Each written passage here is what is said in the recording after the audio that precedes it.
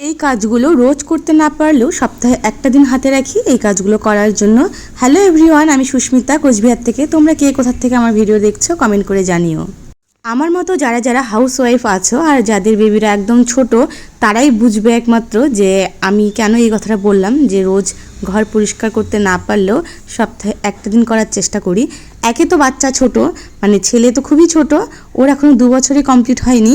ও ঘরে যে কোনো জিনিস কুড়িয়ে পেলেই সেটা মুখে দিয়ে দেয়, সেই জন্য কিন্তু ঘরের সব কিছু আমাকে একটু পরিষ্কার রাখতে হয়। সংসার বাচ্চা সব কিছু সামলিয়ে নিজের প্রতি আর কোনো রকম যত্ন নেওয়া হচ্ছে না। সব কিছুর পরেও ভাবি যে আজকে হচ্ছে না, একদিন নিশ্চয়ই হবে, যে আজকে আমি আমার যত্ন নিতে পারছি না, কিন্তু একদিন যখন বাচ্চারা বড় হয়ে যাবে তখন আমার হাতে অনেকটা টাইম থাকবে আর তখন আমি সব কিছু ধীরে সুস্থে করতে পারবো। আর এখন যেগুলো কাজ আমাকে সময়ের মধ্যে ঘড়ি দেখে কমপ্লিট করতে হয়। ছেলের থেকে মেয়ে তো তার একটু বড় হয়েছে, কিন্তু ছেলে তো এখনও অনেক ছোট।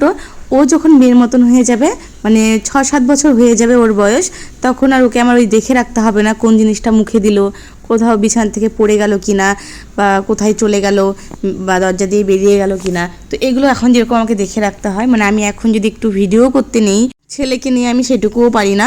অনেকেই দেখি ছোট বেবি নিয়েও কি সুন্দর ভিডিও করছে, এডিট করছে। জানি সবারই কষ্ট হয়, আমার মতন সবারই অসুবিধা আছে, সুবিধা আছে, কিন্তু তারপরেও আমি কেন জানি না পারি না।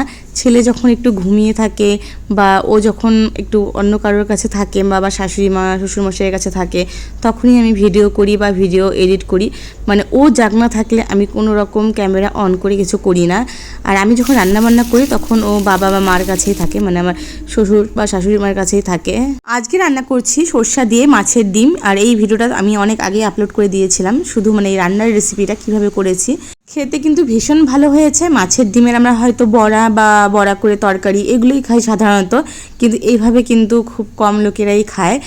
তোমরাও একবার করে দেখতে পারো। আজ তবে আসি, দেখা হবে আবারও একটা নতুন ভিডিওতে। ভালো থেকো তোমরা।